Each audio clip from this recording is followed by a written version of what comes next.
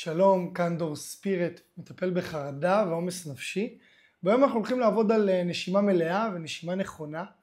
דבר ראשון, נשימה נכונה זו נשימה שבה אנחנו משתמשים בכל תכולת הריאות שלנו, ואנחנו נושמים אך ורק מהאף.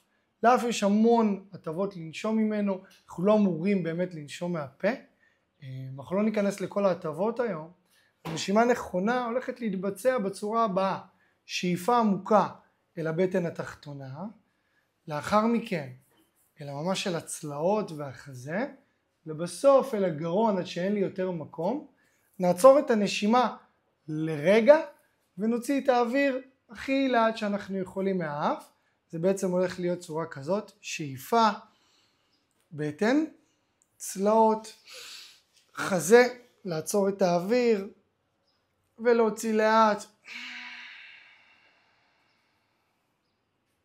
אז שוב, שאיפה, בטן, צלעות, חזה וגרון עד שאין לי מקום יותר, לעצור את הנשימה ולהוציא את האוויר לאט לאט לאט לאט.